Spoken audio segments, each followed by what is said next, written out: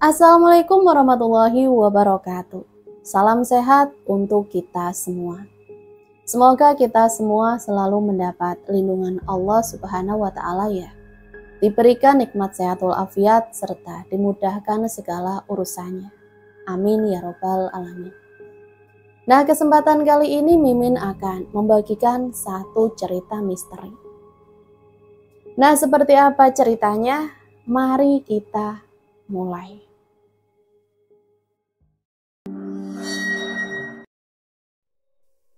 Ayo, siapa itu Nduk? Bukakan pintunya coba. Ucap ibuku saat mendengar suara pintu diketuk. Iya Bu, sebentar. Aku berjalan menuju pintu. Saat dibuka, ternyata Lek Sri dan Lek Parman datang. Yuk, ibumu ada? Ada. Aku sudah tahu kedatangan mereka ke sini untuk apa. Mbak Lasmi, ucap Lek Sri memelas. Kenapa Sri? Aku pinjam uang 5 juta. Aku mau pasang pagar. Malas aku, banyak ayam masuk ke teras, terus pada berak ayamnya. Kan kalau pasang pagar, ayamnya nggak akan masuk. Baru aja minggu lalu, kamu minjem 1 juta. Masa minjem lagi? Kamu aja belum nyicil seperak pun, Sri. Tolonglah Mbak, aku janji. Begitu Wati sudah kerja, aku bakal cicil hutangku Mbak. Sementara Lek Parman hanya diam, menatap istrinya yang mengemis-ngemis pinjaman. Lek Sri adalah adik ipar ibuku. Lek Parman yang merupakan adik ibuku sering meminta maaf karena ulah istrinya yang sering minjem uang. Lek tuh bingung yuk. Sudah berkali-kali dibilangin jangan minjem, malah minjem. Kapan kita bisa bayar? Wong Watinya aja malas-malasan gitu, gak mau cari kerja. Ucap Pak Lek Parman waktu itu padaku. Mereka memang mempunyai anak, namanya Wati, seumuran denganku. Setelah selesai menyelesaikan kuliahku di negeri jiran, aku memutuskan untuk pulang ke Indonesia.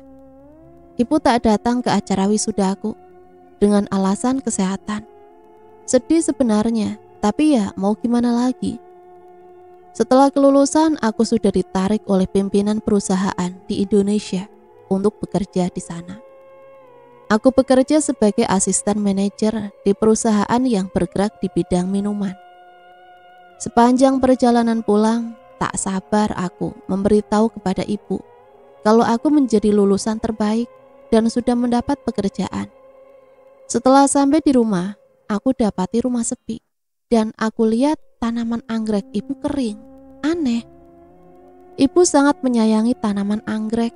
Gak mungkin ibu biarkan kering begitu saja. Pintu pun aku lihat agak sedikit terbuka. Assalamualaikum, ucapku seraya menyeret koperku. Tak ada jawaban. Non Ayu sudah pulang? Tanya Bik Sarmi yang datang dari dapur. Iya Bik, baru aja. Oh ya, ibu mana? Itu ibu di dalam non. Ucap Bik Sumi dengan murung. Kenapa ibu, kok Bibi murung gitu? Bik Sarmi hanya menggeleng. Aku yang khawatir segera menuju kamar ibu. Betapa kagetnya aku mendapati ibu yang tengah menangis. Bu, ibu kenapa? Ucapku menghampiri ibuku. Ayo. Aku memeluk ibuku. Baru kali ini aku kembali lihat ibu menangis. Terakhir aku lihat ibu menangis 10 tahun yang lalu saat ayah meninggal. Toko beras ayah Nduk? Iya, kenapa toko beras ayah? Minggu lalu toko ayahmu kebakaran, Nduk. Innalillahi, ya Allah. Ibu kenapa gak kasih tahu Ayu? Ibu gak mau buat kamu gak fokus sama kelulusan kamu, Nduk. Sekarang gimana sama toko ayah, Bu? Habis, Nduk. Tak ada yang tersisa. Semuanya ludes. Ucap ibu yang terus menangis. Aku peluk ibu, aku tenangkan ibu. Sudah Bu, Allah lagi nguji kita. Nanti Ayu bangun lagi toko beras ayah ya Bu. Ibu bangun dan menatapku. Kamu punya uang? Enggak sih, tapi aku udah terima kerja Bu. Itu di perusahaan minuman bersoda yang terkenal. Aku jadi asisten manajer Bu. Ucapku dengan sumringah. Wajah ibuku pun ikut sumringah. Alhamdulillah Nduk, ibu bangga sama kamu. Semoga rezeki kamu lancar ya nak. Tiba-tiba wajah ibu kembali muram. Kenapa lagi Bu?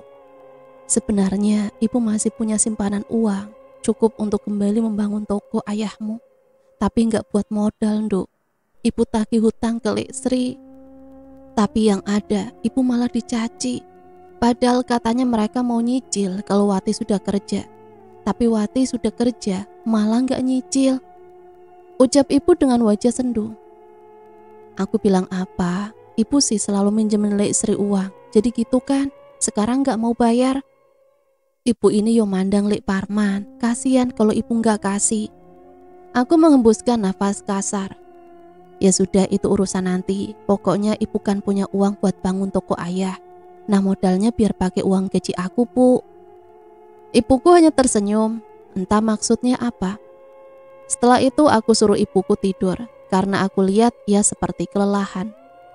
Saat keluar kamar, aku dapati Bi Sarmi akan membuang sampah. Bi, sini dulu bentar. Apa non? Si Wati udah kerja. Kerja di mana dia? Kerja di rumah makan non. Itu yang di pertigaan jalan, di depan rumah makannya. Oh di situ. Iya non, bibi kasihan sama ibu. Sudah 3 kali tagih hutang sama Bu Sri. Yang ada ibu malah dicaci, dikata-katain binatang. Malah kemarin ini kaca rumah dilemparin batu sampai pecah. Tapi udah diganti sih sama ibu. Aku terbelalak. Serius Bi? Iya non, bibi yang lihat kok. Sebel banget ya. Udah aja pas minjem melas kayak ngemis. Pas ditagih macam demit. Tak aku sangka Lek Sri menjadi jahat hanya karena ibu menagih hutang. Bukan menjadi jahat, dia memang sudah jahat. Padahal renovasi rumah pakai uang ibu, tapi dia masih bisa sombong sama orang-orang. Malah ia sesumbar kalau Wati akan jauh lebih sukses daripada aku. Setelah sholat subuh aku ketiduran karena kelelahan menempuh perjalanan dari Malaysia ke Indonesia. Ditambah besok aku sudah mulai bekerja, jadi aku harus siapkan badanku yang fit. Aku terbangun karena sayup-sayup terdengar suara orang berantem. Non, bangun non, ibu non, ibu, teriak Bi Sarmi dari luar.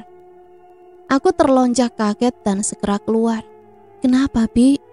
Ibu ribut sama Bu Sri non. Aku terkejut dan langsung berlari keluar rumah. Rumahku dan Lek Sri memang berdekatan, hanya dipisah oleh selokan besar. Benar saja, aku lihat ibu dan Lek Sri sedang bertengkar di luar rumah dan disaksikan para tetangga. Tolonglah Sri, kembalikan uangku, mau aku gunakan buat modal toko. Aku bilang gak ada, ya gak ada. Lagian cuma hutang segitu aja ditagih-tagih. Emang hitungan banget ya kamu sama saudara? Bentak Lek Sri. Hutang 100 juta, kamu bilang cuma? Mikir dong Sri, itu jumlahnya banyak. Ucap ibuku yang mulai emosi. Kalau mbak gini caranya, aku jadi malas buat bayar. Lagian uang kamu kan banyak, jadi gak usahlah aku bayar hutang kamu. Sudahlah Bude kan orang kaya, ikhlasin aja napa hutangnya. Sama saudara kok pelit. Emang kalau Bude mati, siapa yang ngurus kalau bukan saudara? Ucap Wati dengan nyolot. Wati! Aku lempar batu kecil ke arah Wati. Wati berteriak kesakitan. Lek Sri memandangku dengan tatapan tajam. Apa-apaan kamu Ayu? Kalian yang apa-apaan? Kalian yang salah kok, kalian yang galak. Udah jelas-jelas ibu mau nagih uang yang kalian pinjem. Ini malah nyolot gak jelas. Sudah Ayu, ini urusan ibu. Sri, kalau kamu gak ada itikat baik buat nyicil, jangan salahkan aku kalau aku bawa urusan ini ke jalur hukum. Ucap ibu dengan tenang. Lek Parman yang sedari tadi hanya diam terkejut. Mbak, jangan sampai lapor polisi. Parman mohon mbak. Terserah, tapi kalau nggak ada itikat baik nyicil, mau tak laporin kalian dengan tuduhan penipuan, biar tahu rasa kalian. Aku melihat Wati ketakutan, tapi tidak dengan Lek Sri. Aku lihat ekspresinya sangat tidak biasa. Silakan saja, kita lihat siapa yang menang nanti.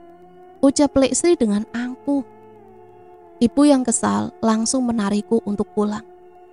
Saat di rumah ibu menangis dengan kesal. Tega sekali lekmu itu yuk, padahal ibu sering bantu dia. Kok ya sekarang dia seperti itu? Biarinlah bu, kalau nggak mau bayar nanti tagih saja bu di akhirat. Yang namanya hutang itu bakal dibawa sampai di akhirat. Rugi orang yang meninggal bawa hutang bu. Ibuku hanya diam, sepertinya ia masih kesal. Sebelum tidur aku pergi ke kamar ibu. Bu, sabar ya, biar nanti Allah yang balas. Iya nduk. Ku kecup kening ibuku dan segera pergi keluar kamar. Tolong, tolong. Aku terbangun karena mendengar suara teriakan ibu. Dengan cepat aku berlari menuju kamar ibu. Setelah dibuka, aku lihat ibu sedang berguling-guling di lantai. Astagfirullahaladzim, ibu! Aku segera menghampiri ibu yang tergeletak di lantai. Bu, ya Allah, ibu kenapa? Ibu hanya berteriak sambil berguling-guling. Aku yang panik segera berteriak memanggil Bi Sarmi. Bi Sarmi! Ayo, panas, ayo! Ayo, panas! Sabar ya bu, sebentar. Aku ambil remote AC dan aku kecilkan suhunya agar ibu tak kepanasan. Tak lama Bi Sarmi datang. Ya Allah Nan, ibu kenapa? Gak tahu Bi, bantu aku angkat ibu. Aku dan Bi Sarmi menggotong untuk mengangkat ibu. Dan yang membuatku heran, rasanya ibu berat sekali. Padahal aku perkirakan berat ibu sekitar 50 kilo. Tapi kami seperti mengangkat beban seberat 100 kilo. Yuk, panas, ayo, panas. Bi, ini ibu kenapa? Mukanya ibu juga kok lama-lama menghitam gini, Bi? Bi Sarmi nampak memperhatikan ibu. Sepertinya ini gak wajar, Non. Bibi punya kenalan seorang kiai. Dia bisa menangani hal kayak gini. Tunggu, ibu gak wajar. Dan memanggil kiai, maksud Bibi, ibu kena guna-guna. Sepertinya begitu, Non. Astagfirullahaladzim, kok bisa? Orang kok jahat banget sih? Ucapku dengan air mata yang tak terasa sudah mengalir. Lebih baik Bibi temanin ibu. Bibi mau ngaji, Non tidur saja ya. Kan nanti pagi Non mau kerja. Tapi aku tidur di sini saja ya, Bi. Iya, Non. Aku bahagia mempunyai ART seperti Bi Sarmi. Dia sudah bekerja sejak aku berumur 5 tahun dan aku anggap dia sebagai saudaraku. Bi Sarmi belum terlalu tua, dia seumuran dengan ibu. Akhirnya setelah berwudu dan memakai mukena, Bi Sarmi mulai melantunkan ayat suci Al-Quran. Merdu sekali suaranya. Ingin sekali aku bisa mengaji dengan suara indah seperti Bi Sarmi. Ibu mulai tenang, ia mulai tidur dan diikuti denganku yang juga tertidur. Sayup-sayup terdengar suara azan. Aku terbangun dan melihat jam, ternyata sudah waktu subuh. Bi Sarmi juga gak ada. Dan aku mencium bau harum masakan. Sepertinya Bi Sarmi sudah berada di dapur dan masak. Saat aku keluar kamar, aku terkejut dengan lewatnya sekelebat bayangan hitam menuju arah keluar. Bayangan itu meninggalkan bau busuk. Aku segera berlari menuju dapur. Bi, tadi pas aku keluar ada bayangan hitam, Bi. Bi Sarmi menoleh ke arahku dan dia tersenyum. Sudah Bibi duga. Ada yang mengerjai ibu. Tapi Non jangan takut ya. Ingat, kita hanya takut sama Allah. Selain daripada itu, baiknya kita gak usah takut. Iya Bi, makasih ya Bi, selalu ingetin Ayu. Sama-sama, Bibi sudah anggap Non seperti anak Bibi sendiri. Aku peluk tubuh yang mulai menua itu. Bi Sarmi adalah malaikat ketiga setelah ibu dan ayah yang Allah kirim untukku. Tepat pukul 6 pagi. Aku sudah siap dengan seragam kerjaku. Celana panjang hitam dengan blazer coklat. Rambut aku cepol agar terlihat rapi. Bi, aku berangkat dulu ya. Takut macet kalau berangkat siang. Ibu gak apa-apa, aku tinggal ya. Gak apa-apa Non, kan ada Bibi. Ya sudah, hati-hati ya Non. Jangan lupa baca bismillah. Aku cium punggung tangannya. Aku juga masuk ke kamar untuk mencium tangan ibu. Tapi saat pintu kamar aku buka, aku terpekik. Ya Allah, ibu! ucapku dengan terbelalak. Ibu masih tertidur, hanya saja wajahnya makin menghitam. Juga aku lihat tangan ibu dipenuhi benjolan-benjolan seperti kelereng. Sudah non, biar sama bibi aja. Nanti kan bibi panggil kiai, non gak usah khawatir ya. Banyak berdoa sama Allah biar ibu sembuh. Ini kan hari pertama non kerja, ucap Bik Sarmi menenangkanku. Akhirnya dengan perasaan kacau aku pergi bekerja. Aku putuskan untuk bekerja menggunakan mobil. Saat aku membuka gerbang, secara kebetulan Wati lewat di depan rumahku. Wati terkejut melihat penampilanku. Dia melihat dari atas hingga bawah. Mau kemana kamu? Ngelamar kerja? Kok rapi banget? Ucapnya dengan sinis. Ngelamar kerja? No, aku ini mau berangkat kerja. Kerja di mana? Di PTA Indonesia. Matanya membulat sempurna saat aku menyebut nama tempat kerjaku. Posisi apa kamu di sana? Asisten manajer. Udah dulu ya, aku buru-buru. Ucapku seraya berjalan menuju mobil. Sombong banget kamu Ayu, ucapnya dengan sinis. Ah bodoh amat, memang dari dulu dia kerjaannya iri denganku. Saat aku keluarkan mobil, dia masih berdiri di sana. Aku buka jendela mobil dan aku berkata, iri, bilang bos, ucapku dengan senyuman. Aku pacu mobilku, aku lihat dari kaca spion, ia menghentak-hentakan kakinya ke aspal. Aku puas sekali rasanya. Hari pertamaku bekerja cukup lancar. Aku diberitahu apa saja tugasku sebagai asisten manajer. Karyawan di sini juga semuanya ramah. Aku rasa aku akan betah kerja di sini. Tak terasa waktu menunjukkan pukul 4 sore. Setelah kerjaan beres, aku segera pulang. Aku memiliki firasat tak enak soal ibuku. Segera aku pacu mobilku dengan kecepatan sedang. Tentu saja untuk menghindari kecelakaan. Aku begitu kaget saat melihat Lek Sri menabur sesuatu di depan gerbang rumahku. Dia juga terkejut saat melihat mobilku. Dia langsung bergegas pergi. Aku yang penasaran turun dari mobil dan melihat apa yang ditaburkan Lek Sri. Aku lihat seperti tanah basah, entah tanah apa. Aku buka gerbang, aku memasukkan mobilku. Setelah itu aku nyalakan keran air. Aku semprotkan air dari selang, aku tuju pada tanah yang baru saja ditabur oleh Lek Sri. Dan tentu sambil menyiram, aku terus membaca doa, memohon perlindungan pada Maha Kuasa. Ketika sudah bersih, air aku matikan dan gerbang aku tutup. Saat masuk rumah, aku lihat 2 orang berbaju putih. Yang satu sudah sepuh, yang satu berusia sekitar 45 tahun. Non, ucap Bik Sarmi dengan raut wajah yang tak bisa aku artikan. Aku duduk di samping Bik Sarmi. Non, ini kiai yang bibi maksud, namanya Kiai Nurdin. Yang satunya Ustadz Hamzah. Begini dek, kami tadi sudah meruqyah ibumu, tapi jin yang satu pergi, satu lagi yang masuk. Diusir lagi, ada lagi yang masuk. Jadi bisa dibilang sudah banyak jin yang ada di tubuh ibumu dek. Terus ibu saya bisa disembuhin gak Pak Ustadz, Pak Kiai? Apa sebelumnya ibumu pernah berantem atau punya musuh? Gak ada, cuma memang sebelum ini ibu saya berantem sama adik iparnya, Lek saya, soal hutang. Jadi ibu saya nagih hutang, tapi Lek saya gak terima. Terlihat Kiai Nurdin menghembuskan nafasnya. Saya sudah berusaha membantu semampu saya, selebihnya Allah yang menentukan. Dan adik jangan berhenti membaca Al-Quran. Selalu hiasi rumah ini dengan bacaan Al-Quran. Sepertinya yang ngirim guna-guna gak cuma ke ibumu, tapi ke seluruh isi rumah ini. Makanya baik adik maupun Bu Sarmi tingkatkan ibadahnya, jangan berhenti berdoa. Aku terkejut dengan barusan yang dibilang Kiai Nurdin. Semua isi rumah ini, termasuk aku.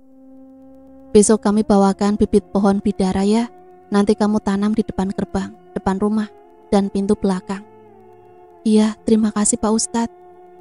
Setelah diobati dan rumah ditanami pohon bidara, keadaan ibu malah semakin memburuk. Wajahnya gosong, kadang ibu juga mengeram bagi macan. Aku dan Bik Sarmi tak henti selalu mengaji di samping ibu. Aku hanya berharap kesembuhan ibu. Tapi Allah sepertinya sayang dengan ibuku.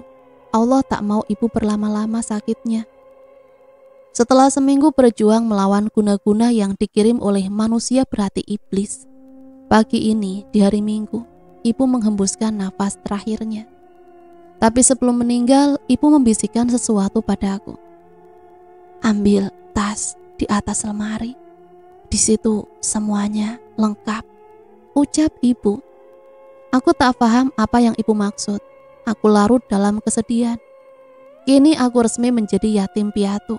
Di tengah tangisanku, Bi Sarmi mendekatiku. Non, sebenarnya selama non kerja, Bibi suka lihat Bu Sri bolak-balik ke depan rumah. Nggak tahu ngapain. Soalnya Bibi sibuk ngurusin ibu, Non. Aku terdiam. Sepertinya memang Lek Sri dalang dari meninggalnya ibu. Pemakaman ibu berlangsung penuh haru. Dilihat dari wajah ibu yang kosong, banyak dari kerabat kami mengatakan kalau kematian ibu karena ulah manusia jahat. Banyak mereka menyarankan kalau aku harus memasang pagar gaib di rumah untuk menangkal kiriman selanjutnya. Aku iakan saja karena hati ini masih kacau. Hati ini didominasi oleh kebencian. Hanya karena ibu menagih hutang, menagih uangnya, ibu harus berakhir seperti ini. Dugaanku semakin kuat kalau Lek Sri pelakunya, karena hanya Lek Parman yang datang di pemakaman ibu. Lek Sri dan Wati tak menunjukkan batang hidungnya. Saat sampai rumah, aku terkejut melihat Lek Sri dan Wati di rumah. Dan yang membuatku terkejut adalah Lek Sri mengenakan gamis sutra milik ibu. Sedangkan Wati memakai perhiasan ibu. Apa-apaan ini? Tak aku pedulikan tetangga yang ada di rumah. Biasa aja dong yuk, kenapa? Ibumu kan sudah meninggal, mubazir kan? Kalau nggak dipakai, mending buat Lek sama Wati aja baju dan perhiasannya. Ucapnya dengan enteng. Mendadak aku murka. Aku tarik kalung dan gelang ibu yang ada di tubuh Wati. Aduh, sakit! Teriak Wati. Diam kau. Suruh siapa kalian pakai barang-barang ibuku, hah? Mau mubazir atau enggak, bukan urusan kalian. Sekarang cepat Lek buka baju ibu. Enggak sudi aku baju ibu dipakai sama orang macam kau. Kutunjuk wajah Lek Sri. Wajahnya merah padam. Sudah bu, buka aja. Ibu juga kok lancang banget jadi orang. Ucap Lek Parman. Kamu ini pak, bukannya belain ibu, malah ikut nyudutin ibu. Ia pergi ke kamar. Tak lama ia keluar dengan bajunya. Sombong banget kamu Ayu, mentang-mentang kerja enak, bersikap seenaknya sama kita. Aku itu gak sombong, kalian yang keterlaluan. Mending sekarang kalian pergi. Kehadiran kalian di sini gak ngebantu sama sekali. Ucapku dengan geram. Non, sabar non. Lek Sri berjalan mendekat ke arahku. Lalu ia membisikkan sesuatu. Aku akan pergi, tapi kasih uang dari para pelayat itu ke Lek. Bisik Lek Sri. Boleh, aku bakal kasih kalau Lek lunasin hutang ibu. Lek Sri terbelalak. Ibumu sudah meninggal, ayo. Udah gak ada urusan lagi lah soal hutang. Lek Sri lupa, aku masih ada di sini. Aku anaknya. Bakal aku tagih hutang Lek, karena yang namanya hutang itu wajib dibayar. Ucapku dengan sinis. Lek Sri terlihat sangat marah. Banyak tetangga yang menyaksikan kami beradu mulut. Tak sedikit mereka mencibir tingkah Lek Sri. Awas kamu Ayu. Benar-benar tak habis pikir dengan Lek Sri. Sudah gak mau bayar hutang, sekarang malah mau baju ibu dan uang dari para pelayat. Gila. Akhirnya karena banyak tetangga yang mencibir, ia pun pulang. Di sini aku benar-benar kecewa dengan Lek Parman. Dia sebagai adiknya ibu, tak bisa berbuat banyak. Ia hanya diam melihat tingkah laku istri dan anaknya yang semakin menjadi. Non, sudah jangan diladenin orang kayak mereka mah. Mereka emang gak punya otak. Aku terdiam. Bi, aku sekarang gak punya siapa-siapa. Bibi jangan tinggalin aku ya. Ucapku seraya menangis. Non ngomong apa sih? Bibi gak akan kemana-mana kok. Aku senang sekali rasanya. Aku tak merasa sendiri lagi karena Bi Sarmi ada di sini. Di waktu sepertiga malam, aku hamparkan sajadah. Di dalam doaku aku menangis. Ya Allah ya Robbi, Kau yang melihat segalanya, tunjukkanlah keadilanmu pada orang yang sudah menyakiti ibu. Berikanlah mereka hidayahmu dan juga lindungilah hamba dan juga Bik Sarmi dari orang-orang jahat. Tiba-tiba aku mendengar suara orang mengorok. Bukan Bik Sarmi, karena suaranya suara laki-laki. Siapa ya? Gaweku berdering. Aku mengambil gaweku dan ketika aku buka, ternyata pesan dari Bik Sarmi. Non, ada yang mau masuk, tapi nggak bisa. Bibi lihat, tadi makhluk itu ada di depan pintu rumah.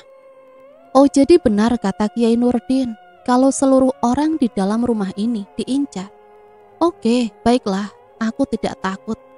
Setelah itu aku mengambil Al-Quran dan mengaji. Sengaja suaraku aku keraskan agar tak ada gangguan lagi. Tapi semakin ku keraskan suaraku, semakin keras pula suara ngorok itu. Awalnya sih aku biarkan, tapi kok lama-lama mengganggu. Akhirnya dengan geram, aku keluar kamar dan berjalan menuju pintu depan. Bismillahirrahmanirrahim. Ucapku sambil membuka pintu. Dan pertama yang aku lihat adalah asap dan sosok tubuh hitam legam. Berisik tau nggak? Nggak ada kerjaan emang? Ucapku dengan lantang. Makhluk itu menggerakkan tangannya dan menunjukkan ke arah tempat. Ternyata yang ia tunjuk adalah kepalanya yang tergeletak dan menyeringai ke arahku. Dan seketika asap itu hilang. Terlihat jelas sosok di depanku itu adalah sosok tanpa kepala. Mau ngapain? Kamu nyuruh saya masangin? Apa cuma nunjukin kalau itu kepala kamu? Kepala yang tergeletak itu mengeluarkan suara ngorok dengan mata melotot dan bibir yang bulat sempurna. Oh, jadi kamu yang berisik? Dengar ya, saya punya Allah yang maha besar. Jadi jangan harap saya takut sama makhluk seperti kalian ini. Bilang sama orang yang menyuruhmu, saya bukan orang penakut. Aku pun masuk ke dalam dan menutup pintu. Tapi aku dikejutkan dengan Bik Sarmi yang di belakangku. Bik Sarmi, ngagetin aja. Bibi khawatir, Non keluar, makanya Bibi ikutin pas dengar suara pintu depan terbuka. Gak apa-apa Bi, pokoknya kita jangan takut ya sama makhluk kayak gituan. Iya Non. Loh, sandal Non satu lagi mana? Dipakai buat nimpuk pala buntung itu. Ya Allah Non. Tapi setelah kepala itu aku timpuk, tak terdengar suara ngorok.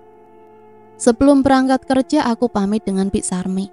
Bi, jangan keluar rumah, gerbang digembok, pintu depan belakang kunci ya. Jangan biarkan Lek Sri sekeluarga masuk. Bahan makanan masih ada kan di kulkas? Masih Non. Terus soal tahlilan gimana? Tenang, aku yang urus ya Bi. Ingat, pokoknya jangan biarkan Lek Sri dan keluarganya masuk. Iya, siap Non. Aku hari ini berangkat kerja menggunakan taksi online. Aku sedang malas menyetir. Saat keluar gerbang, aku melihat pohon bidara yang aku tanam di samping gerbang rusak.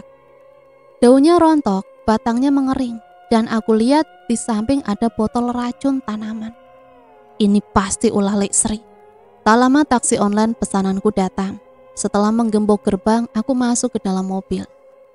7 hari kemudian, acara tahlilan di rumahku berjalan dengan lancar selama 7 hari. Banyak sekali yang datang untuk ikut mendoakan ibu. Aku begitu terharu. Memang tak aneh, ibu itu orang yang baik. Jadi banyak sekali yang datang saat kemarin pemakaman ibu. Juga acara tahlilan sekarang. Selama 7 hari pula, aku merasa tak ada gangguan. Lek Sri sekeluarga tak menampakkan hidungnya di acara tahlilan. Benar-benar tak tahu diri mereka. Kalau bukan karena kebaikan ibu, mungkin Wati hanya sekolah sampai SMP. Sebenarnya dia bisa saja melanjutkan ke jenjang SMA tanpa uang dari ibu. Tapi memang dasar Lek Sri dan Wati yang gengsinya tinggi. Mereka mau Wati satu sekolah denganku, SMA swasta yang biaya sekolahnya membuat dompet menangis. Lek Sri memang selalu dengki dengan keluargaku. Sejak awal ia menikah dengan Lek Parman. Lek Sri dengki karena usaha ayah yang mempunyai toko beras sangat maju. Juga usaha ibu dalam mengkreditkan barang yang berjalan dengan lancar. Sedangkan Lek Parman, dia berprofesi sebagai tukang ojek.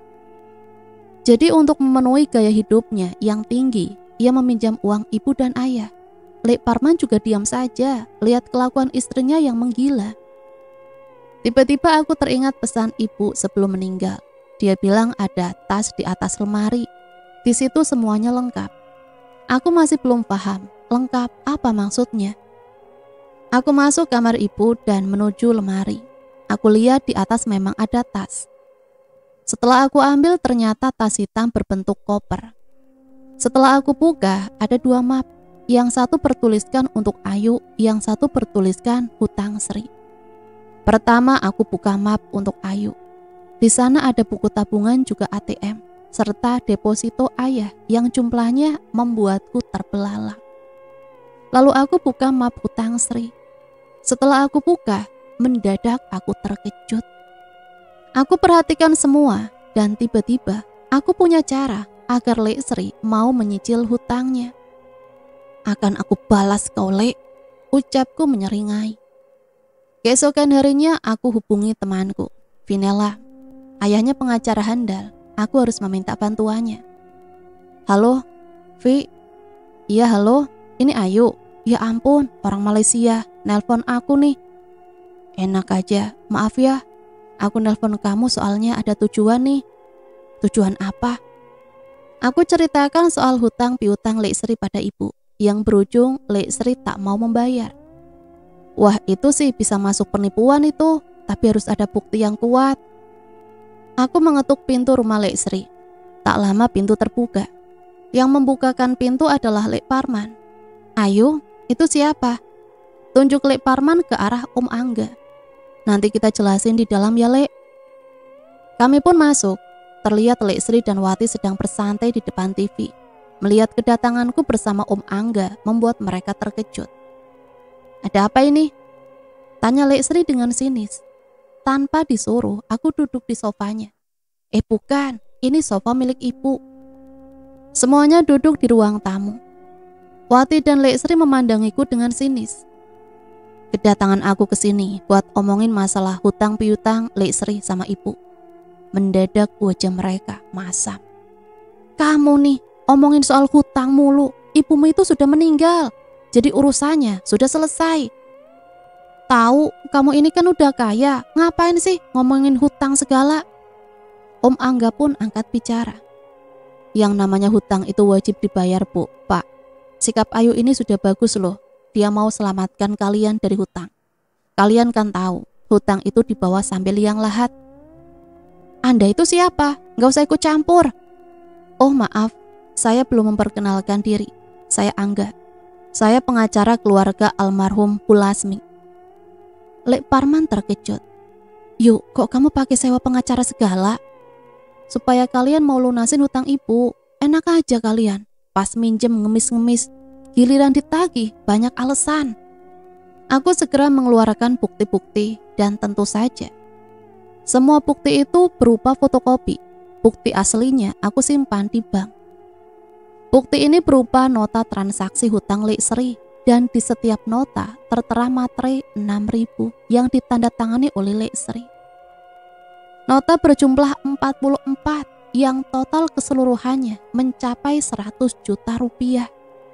Setiap nota ibu selalu menulis pinjam uang untuk beli pasir. Beli pasir? Ini benar. Lek Sri merenovasi rumah ini adalah hasil dari meminjam uang ibu. Berikut isi rumahnya. Pantas saja rumah Lek Parman yang hanya berdinding bilik ini menjadi rumah bergaya minimalis. Ternyata ini semua hasil dari uang ibuku. Bu Sri sadarkan waktu tanda tangan di atas materai saat meminjam uang Pulasmi. Iya, saya sadar. Tahu dari mana Anda saya tanda tangan materai?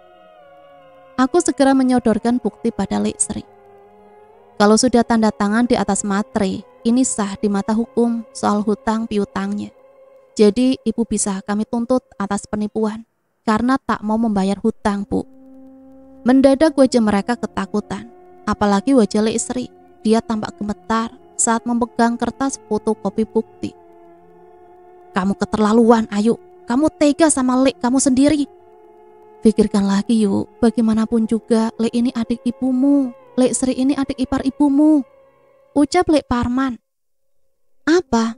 Adik Lek bilang, "Lek, diam saja saat ibu menangis menagih hutang sama Lek Sri.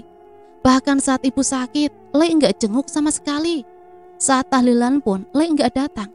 Apa itu disebut adik? Hah?" Bahkan Lek enggak terkejut saat lihat wajah ibu kosong. Aku jadi curiga kalau Lek sudah tahu ibu akan meninggal dengan cara seperti itu. Lek Parman dan Lek Sri gelagapan. "Kamu nuduh kita yang guna-guna ibu kamu," ucap Lek Sri dengan lantang. Tapi tak lama ia sadar dan langsung menutup mulutnya. Wati yang melihat hanya menginjak-injak kaki ibunya. "Guna-guna? Aku nggak bilang loh ibu meninggal karena guna-guna. Tapi banyak warga bilang kalau ibu meninggal karena perbuatan iblis berwujud manusia. Saat aku tahu siapa pelakunya, tak akan ada ampun buat dia," ucapku dengan menatap Lek Sri tajam. "Aku nggak seperti ibu, Lek. Orang menjahati ibu, aku akan balas berkali-kali lipat perihnya. Dan jangan lupa, ada azab dari Allah yang akan datang pada orang yang menyakiti ibu." "Kamu ngomong apa sih, Yuk? Bicaranya kok ngawur." "Diam kau. Kau mau aku cekokin racun seperti kau memberi racun pada pohon bidaraku yang di depan gerbang, hah?" Wati terkejut, dia pun menundukkan wajahnya. "Aku beri waktu seminggu untuk kalian lunasi hutang ibu. Kalau tidak, silahkan angkat kaki dari rumah ini. Karena rumah ini dibangun dari uang ibuku." Kurang ajar banget tuh si Ayu. Mentang-mentang kerjanya enak, hidupnya enak, bisa semena-mena sama kita. Benar tuh mah, mentang-mentang jadi asisten manajer, sombongnya setinggi langit. Kita harus balik lagi ke Mbah Yana. Kalau enggak, bisa diusir kita dari rumah ini. Iya mah, aku setuju. Kita bikin pelajaran buat si Ayu itu. Kan kalau dia mati, rumah, mobil sama hartanya buat kita. Bu, Wati, sudah cukup. Jangan menambah dosa lah. Emang kalian gak puas dengan santet Mbak Lasmi? Kalian mau apa lagi sih? Ucap Parman. Yang jelas aku mau hidup tanpa tagihan hutang. Pusing aku tuh, Pak. Istighfar ya Allah. Kenapa kalian jadi begini sih? Diam kamu, Pak. Ini semua karena kamu gak seperti Dewo yang ulet nekunin kerjaannya sampai toko berasnya maju. Bapak kan sudah berusaha, Bu. Halah, usaha kok tetap susah. Udah, pokoknya ibu mau kembali ke Mbah Yana. Mau tak kerjain si Ayu itu sampai mati. Parman hanya menatap pasrah kelakuan anak dan istrinya. Keesokan harinya, Wati sengaja izin untuk masuk kerja. Dia bersama ibunya pergi menuju dukun santai di daerahnya. Mereka ke sana menggunakan motor. Cepat latih jalannya. Mama udah gak sabar mau lihat Ayu kesakitan lagi kayak ibunya. Iya mas, sabarlah. Kalau cepet-cepet bahaya. Mereka menuju pelosok pedalaman untuk sampai rumah Mbah Yana. Butuh waktu 2 jam untuk sampai sana. Saat sampai, Wati mengaku merinding dengan keadaan tempatnya. Maklum, dia baru saja menemani Sri. Kemarin saat ingin menyantet Lasmi, Sri kesini bersama Parman. Sri mengetuk pintu rumah Mbah Yana. Masuk. Wati yang mendengar pun ketakutan. Mah, ini tempat kok serem amat. Sudah gak usah takut, ayo masuk. Saat masuk, bau menyan menyengat di indera penciuman mereka berdua.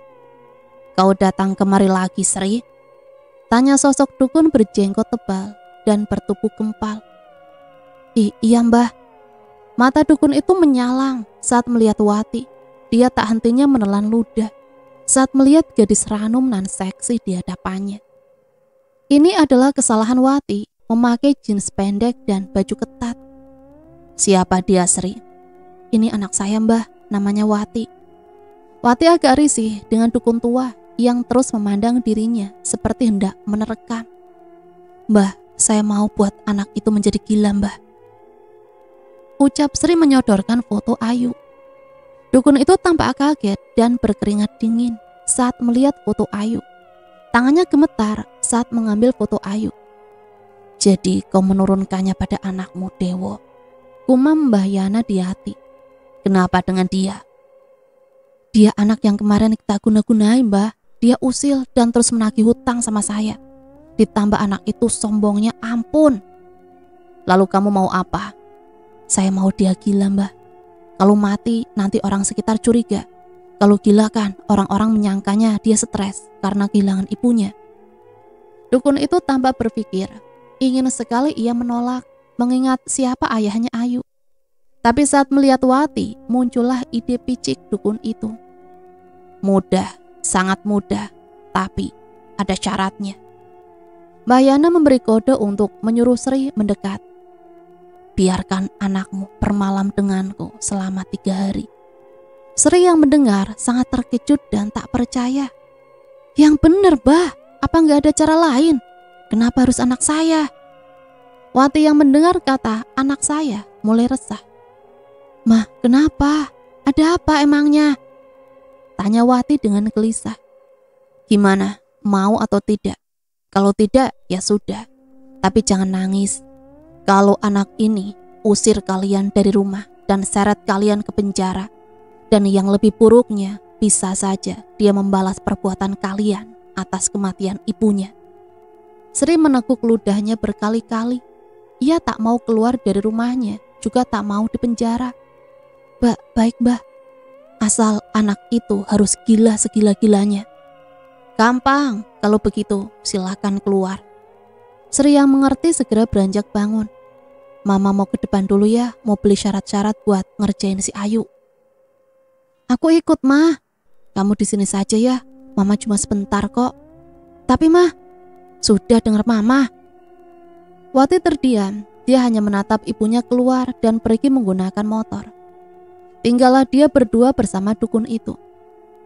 Kok diam aja sih, Neng? Wati diam aja, tidak menggubris pertanyaan dukun itu. Mbah Yana perlahan beranjak dan berjalan mendekati Wati.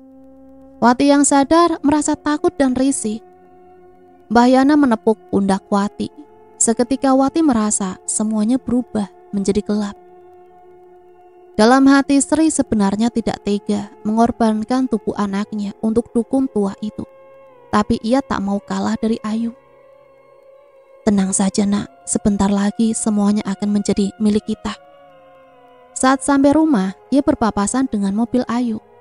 Dia menatap sinis Ayu yang juga tengah melihatnya. Cuy! Sri meludah ke tanah. Sri pun membawa motornya masuk ke dalam halaman rumah. Saat memarkirkan motornya di rumah, Sri disambut oleh suaminya. Wati mana, Bu? Aku tinggal di sana. Ditinggal gimana maksudnya, Bu? Sri melempar tubuhnya ke sofa. Wati aku tinggal karena dia adalah syarat agar kita bisa membuat Ayu gila. Syarat gimana maksudnya? Ucap Parman yang mulai gelisah. Ya, cuma nemenin Mbah Yana selama 3 hari kok, Pak. Ucap Sri tanpa rasa bersalah. Apa? Gila kamu ya? Kamu tega ngorbanin anak kamu, hah? Sudahlah, Pak. Gak usah terlalu diambil pusing. Kalau selesai nanti ibu jemput. Astagfirullahaladzim. Jahat kamu, Bu. Bapak akan jemput Wati. Silahkan, tapi jangan nangis kalau kita diusir dari rumah ini sama Ayu. Jangan nangis kalau kita diseret ke penjara.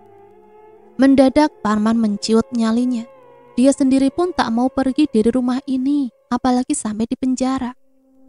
Kenapa? Takut kan? Makanya jangan sok. Sudahlah, Wati juga di sana bakal menikmati kok. Parman hanya bisa diam dan merutuki kebodohannya yang tak berani melawan Sri.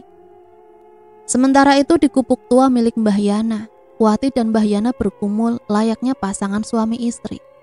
Pagi, siang, sore, hingga malam, Wati pun dibiarkan telanjang oleh Mbah Yana. Dan Wati sengaja dibuat diam dan linglung agar selalu menuruti perintah Mbah Yana. 3 hari kemudian, setelah selesai melakukan ritual, Wati dijemput oleh Sri. Mbah, kok anak saya diam saja, Mbah? Gak usah khawatir, begitu sampai di rumah, pengaruh ilmunya akan hilang. Dan setelah sadar, jangan bicara apa-apa. Siap, Mbah. Jangan lupa, Mbah, buat si Ayu jadi gila. Serahkan semua pada aku. Sri dan Wati pun pulang. Sementara Mbah Yana, dia menyeringai. Dasar bodoh.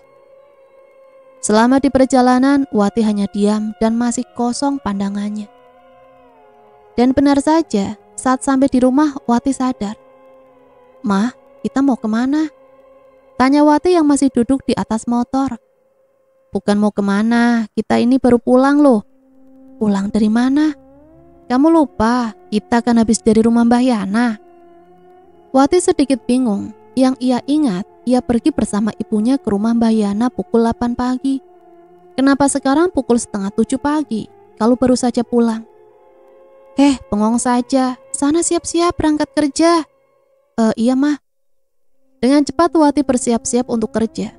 Banyak sekali hal yang janggal, tapi ia simpan semuanya. Sementara Parman, ia hanya menatap anak gadisnya itu dari kamar. Ia tak tega melihat wajah anaknya itu.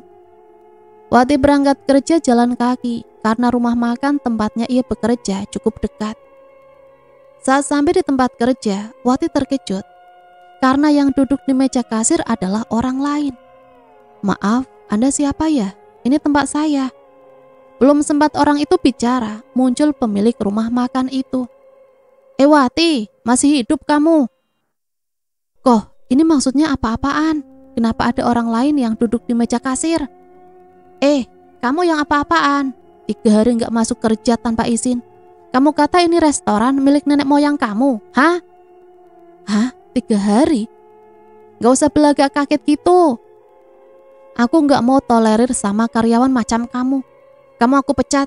Dah sana mending, sekarang kamu pergi, ucap pemilik rumah makan. Dipecat?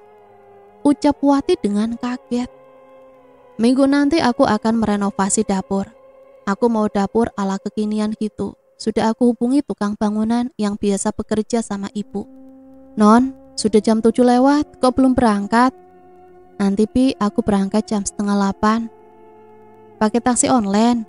Iya Pi, masih gak mood nyetir. Aku pun beranjak keluar untuk melihat pohon bidaraku yang aku letakkan di belakang gerbang. Aman. Saat aku akan masuk ke dalam rumah, terdengar suara teriakan Leisri. Apa? Dipecat?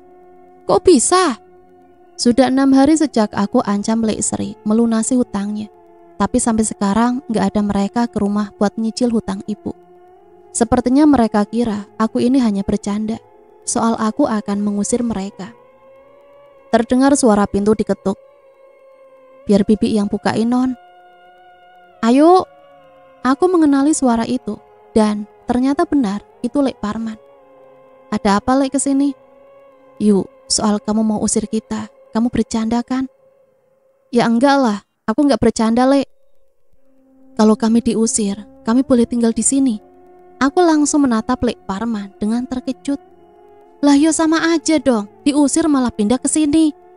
Terus kita mau tinggal di mana yuk? Itu bukan urusan ayo. Pulang lagi aja ke kampung Lek Sri, gampang kan? Yo nggak bisa gitu dong yuk. Di mana hati nurani kamu ngusir Lek kamu sendiri? Di mana hati nurani aku? Sekarang aku tanya, di mana nurani Lek Parman saat ibu sakit, meninggal, lalu tahlilan? Emang Lek datang? Enggak kan? Padahal rumah dekat, tapi sama sekali nggak nunjukin batang hidung Lek. Selang beberapa lama, Bik Sarmi datang dengan wajah ketakutan. Non, itu premannya udah datang, ada di luar. Aku beranjak bangun dan pergi keluar.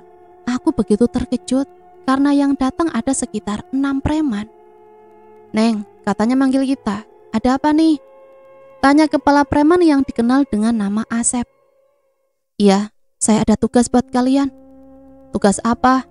Kalian lihat rumah di sebelah saya. Rumah Parman? Iya, saya mau usir mereka. Tolong kalian bantu saya. Kenapa diusir? Tapi ini bukan urusan kami. Yang penting bayarannya sesuai ya. Tenang soal bayaran mah. Yang penting kalian laksanain tugasnya dengan baik. Aku dan para preman itu datang ke rumah Leisri. Orang yang tak tahu diri. Sebelum aku kuliah ke Malaysia.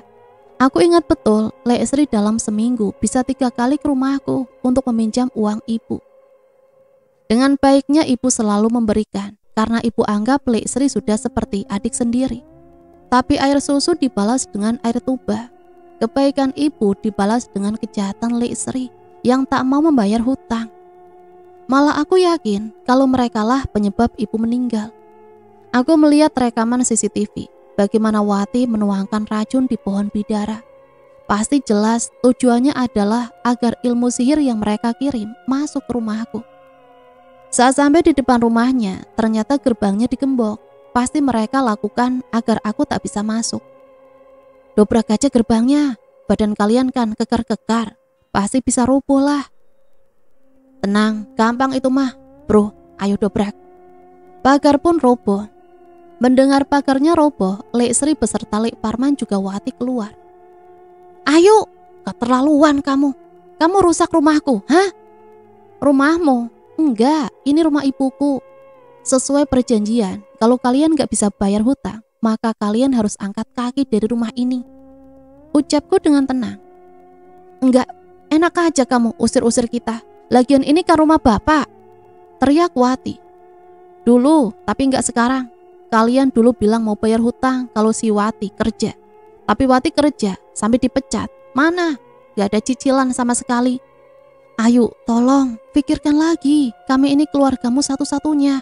Kalau kamu usir kita, mau sama siapa kamu minta tolong? Kalau kamu lagi kesusahan? Tanya Lek Parman.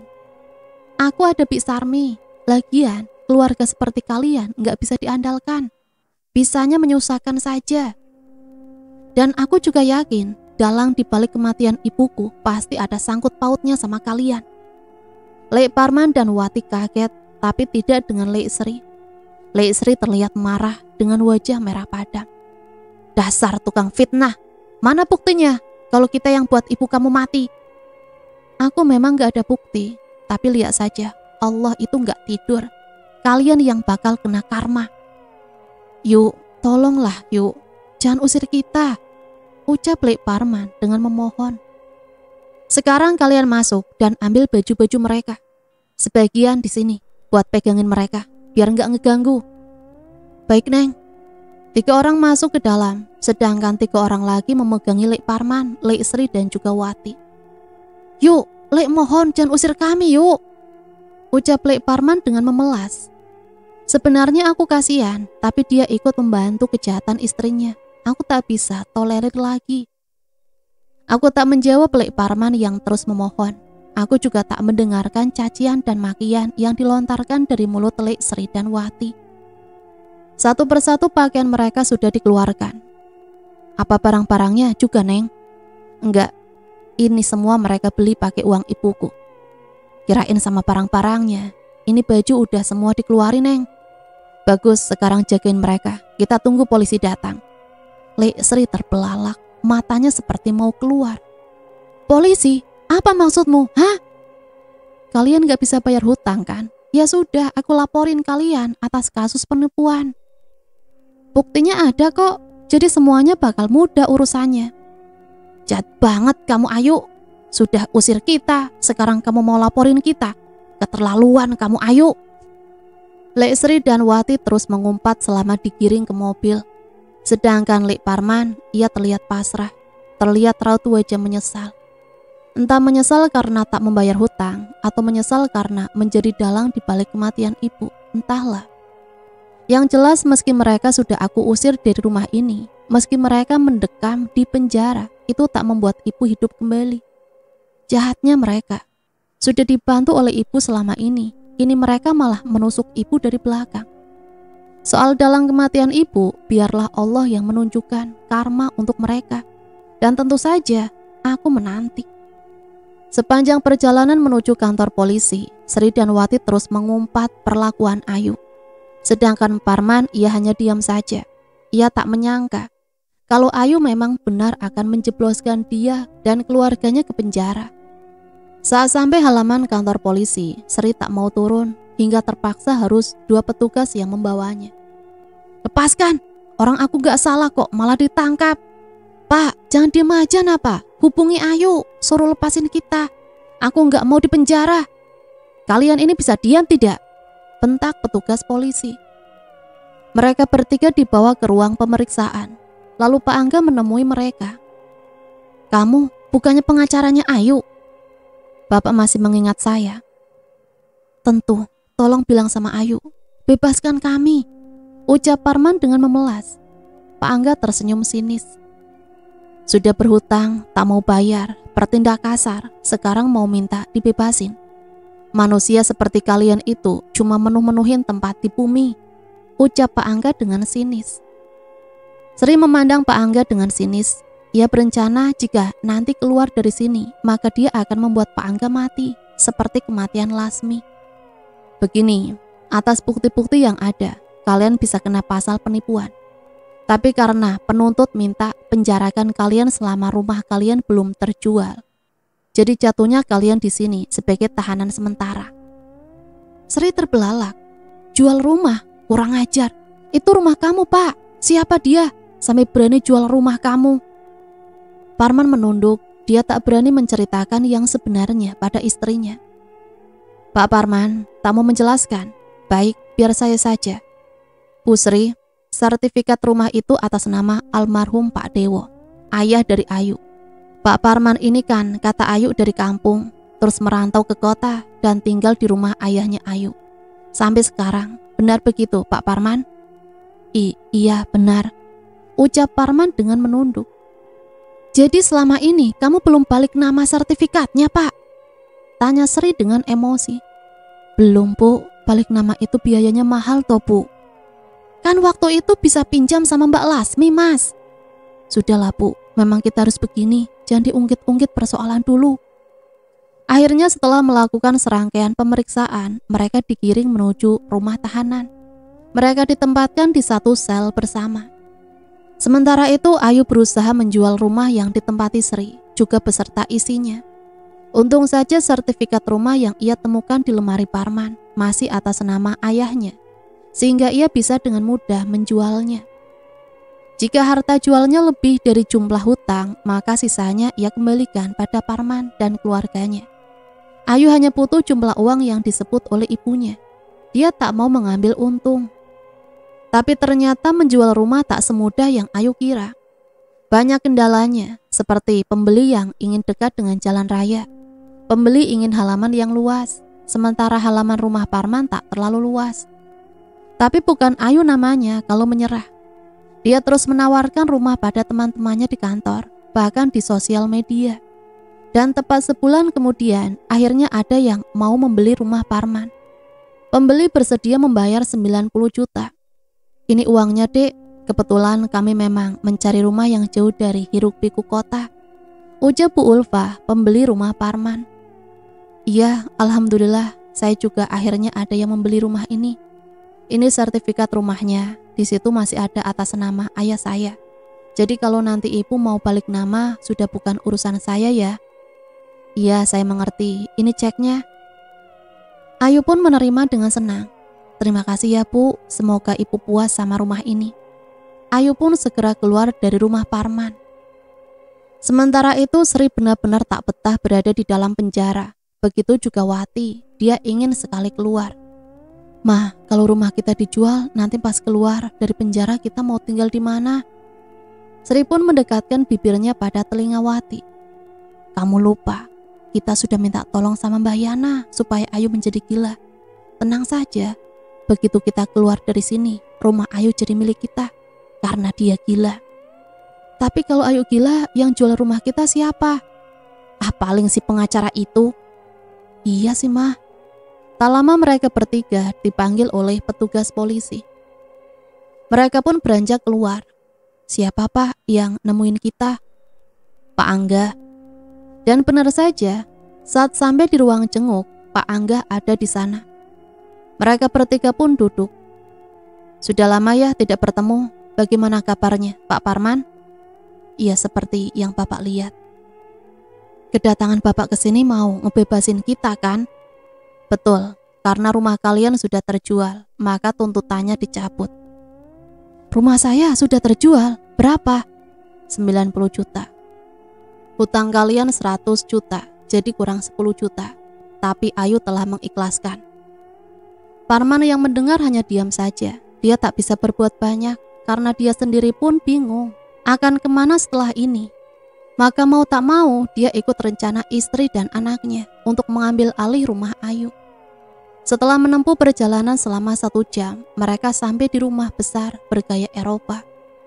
Mereka bertiga masuk ke dalam rumah yang kebetulan gerbangnya terbuka. Wah, pintunya kebuka, Mah. Ayo kita masuk. Ternyata pintu depan pun tak tertutup. Mereka pun girang, lalu rebahan di sofa empuk. Ini semua akan jadi milik kita. Milik kita? Apa maksudnya? Sri, Parman, dan Wati kaget saat mendengar suara yang mereka kenal. Mereka bertiga bangun dan saat melihat siapa yang barusan bicara, mereka terkejut bukan main. Ayu. Ayu berjalan mendekati mereka. Siapa yang suruh kalian masuk ke sini? Mereka bertiga gelagapan. Tak mungkin juga mereka bilang, karena harusnya Ayu gila. Ya kan kamu sekarang tinggal berdua doang sama Bi Sarmi. Takutnya kamu kesepian, jadi gak ada salahnya kami tinggal di sini. Iya yuk, masa kamu tega sih sama kita? Tega, tentu. Kalian pun tega sama ibu, gak mau bayar hutang-hutang kalian. Jadi buat apa aku harus kasihan sama kalian? Ayo, Lek mohon, izinkan kami tinggal di sini. Kami bingung mau tinggal di mana. Ucap Parman dengan melas. Bodo amat, sekarang mending kalian pergi. Aku gak terima kalian di sini. Ayo, kamu. Belum selesai Wati bicara, Sri sudah mencegahnya. Sudah, ayo kita pergi. Mereka bertiga pun pergi dari rumah Ayu. Kita mau kemana, Bu? Kita ke rumah Mbah Yana. Kita mau tanya, kenapa Ayu sampai sekarang gak gila? Sampai juga mereka di gubuk milik Mbah Yana. Hari sudah petang, sehingga keadaan sekitar gubuk menjadi mencekam. Wati lagi-lagi bergidik ngeri, melihat gubuk Mbah Yana sangat menyeramkan. Ayo langsung masuk aja. Tanpa mengetuk, mereka pun masuk. Terlihat Mbah Yana sedang duduk silah dengan raut wajah yang bingung. Mbah. Dukun itu mengangkat wajahnya. Dia terkejut melihat kedatangan Sri juga suaminya. Tapi tiba-tiba ia merasa senang karena Wati ikut datang. Mbah gimana sih?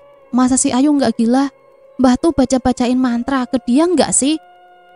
Dia gak gila, berarti ada syarat yang kurang.